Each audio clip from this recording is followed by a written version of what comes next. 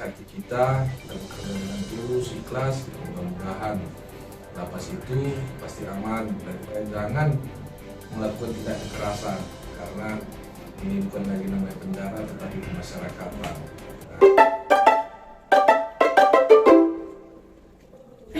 Hai, selamat datang di podcast Lateti yang punya lapas kelas 2B Tebing Tinggi.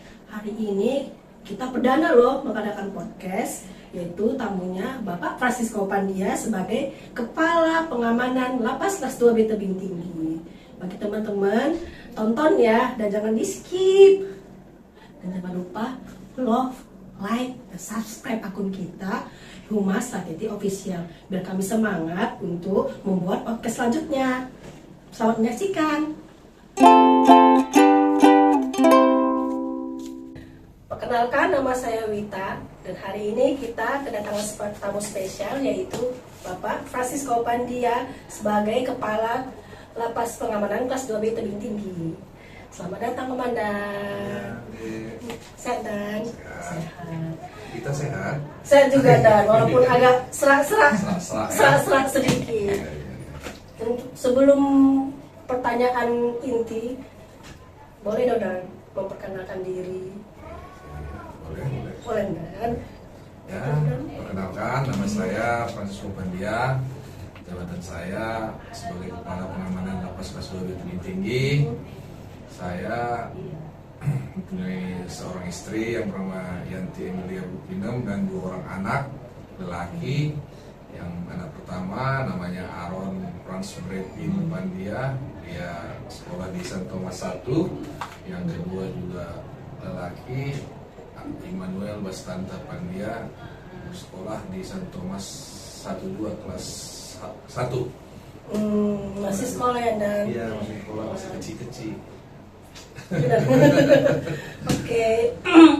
Gini sih Dan, yang di luar sana kan nggak tahu tuh apa itu pemasyarakatan. Mungkin sebagian yang di luar sana apa itu pemasyarakatan.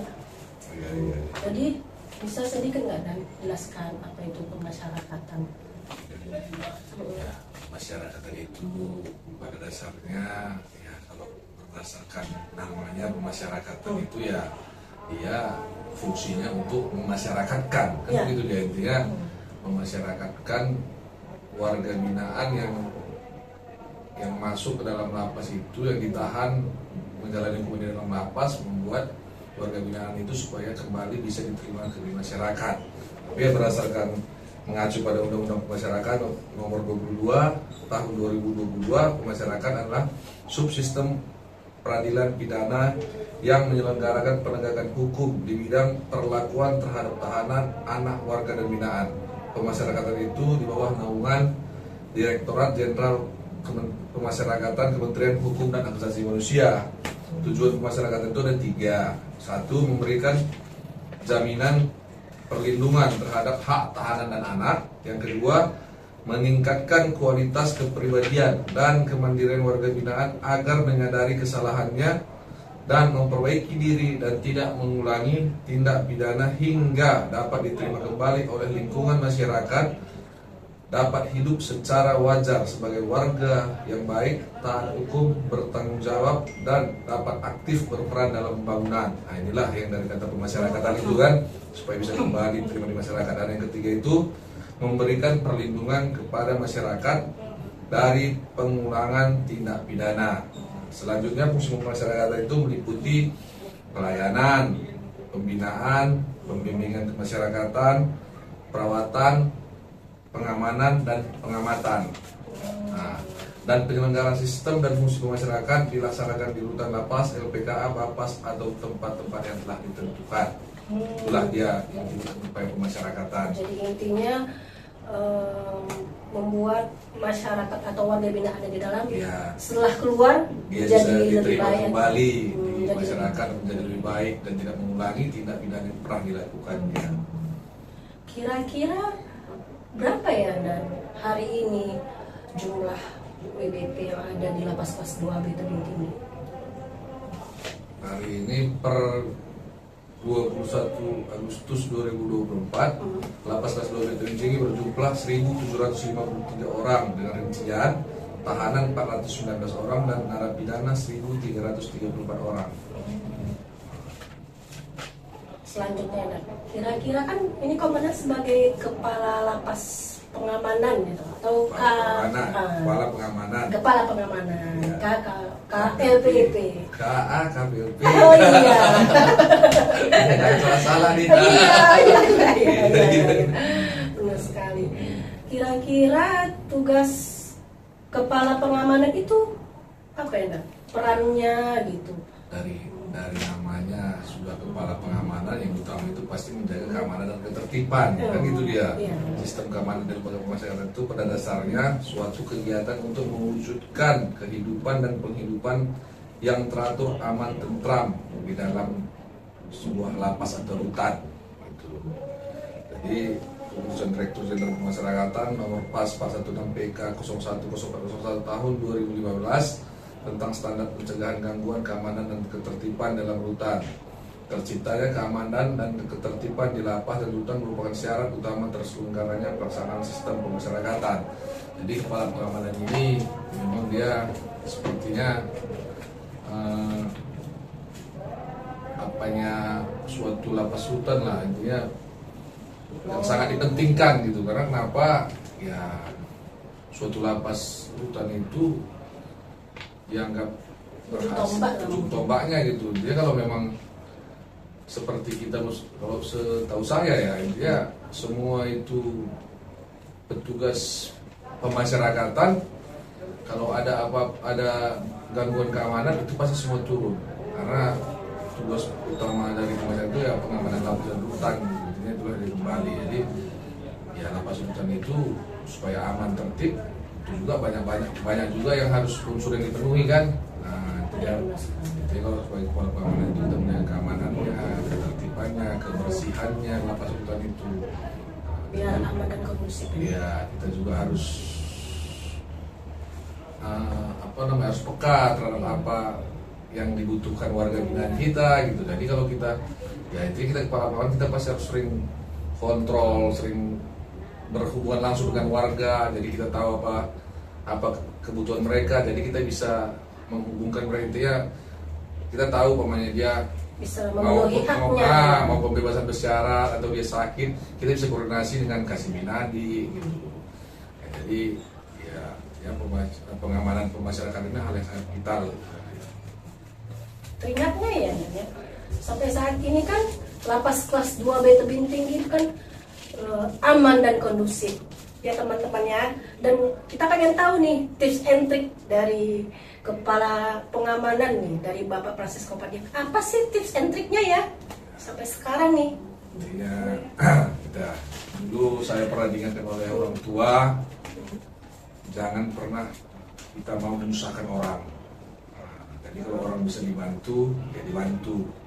Berikan hatimu untuk pekerjaan, itulah prinsip kita untuk bekerja, itu nasihat dari orang tua. Jadi kita ya tidak zamannya lagi menakut-nakuti orang, tidak zamannya lagi menakut-nakuti narapidana. Ya kalau saya selaku kepala pengamanan di lapas ini memberikan hati saya buat seluruh anggota, buat Pak Kalapas, buat seluruh rekan-rekan eselon 4, eselon 5, dan terutama untuk warga binaan kita. Kita kasih hati kita bekerja dengan tulus, ikhlas, ya mudah-mudahan lapas itu pasti aman. Dan kita selalu mengingatkan adik-adik pengamanan, adik-adik petugas supaya jangan melakukan tindak kekerasan, karena ini bukan lagi namanya penjara tetapi pemasyarakatan. Nah, kita mengubah hatinya lah. Kalau kita mau main keras, kita tidak akan sanggup. Karena dari segi pengamanan, ya sekarang kita anggota jaga hanya 11 orang, yang mau kita jaga 1.700 lebih. Dari mana jalannya keseimbangan? Jadi kita harus ambil hati mereka, tapi dengan mengambil hati mereka tetap kita menjalankan semua sistem peraturan-peraturan yang ada gitu. Ya kita tidak boleh kasar, tidak boleh semena-mena. Ya, mudah-mudahan kalau mereka lihat kita memenuhi semua kebutuhannya, tidak berbuat semena-mena, mereka pasti akan segan dan takut untuk berbuat atau melanggar peraturan. Itulah Saling mendengarkan gitu ya, Pak. Iya. Tidak acuh gitu. ya kita harus peka apa yang kira-kira ada masalah di satu blok ini, kita langsung harus Kita panggil. kita panggil, kita harus jemput bola apa masalah, gimana solusi yang sudah selesaikan gitu. Yang sakit pun harus kita tidak sekarang tidak zamannya lagi mempersulit lah. Intinya apa yang bisa dipermudah, yang sulit dipermudah juga, yang mudah.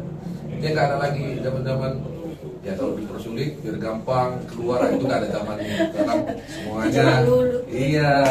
Sekarang intinya kita ya membantu lah, intinya apa yang bisa kita bantu, apa yang bisa kita kerjakan. Begitu Bu Wita. Entriknya berguna sekali ya, harus dicontoh ya teman-teman ya. Untuk Berikan hatimu kepada berikan hatimu untuk kerjaan. Iya. Oh iya, Dan. Iya. Satu pertanyaan terakhir Iya. nih.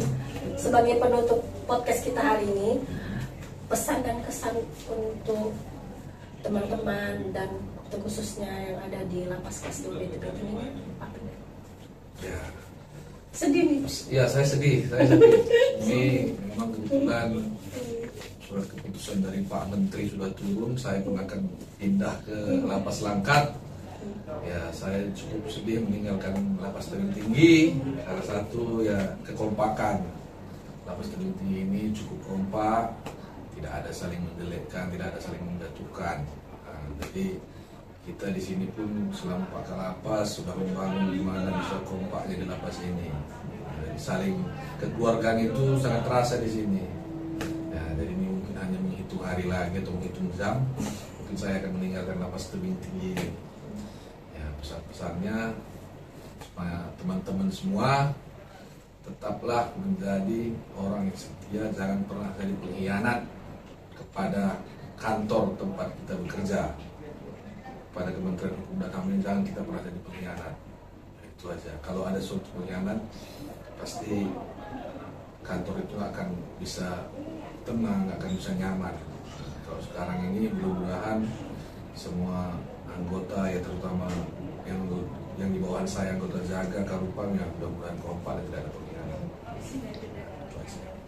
Terima kasih untuk Bapak KPLP, Bapak Iya, Francisco Ibu Pandia. Sudah? Ada lagi? Oke. Terima kasih Komandan. Ini kita tutup podcast kita hari ini, Dan. Ya, terima kasih untuk teman-teman yang telah menyaksikan podcast Lapas Kelas 2B Tebing Tinggi hari ini. Sampai jumpa, selamat siang.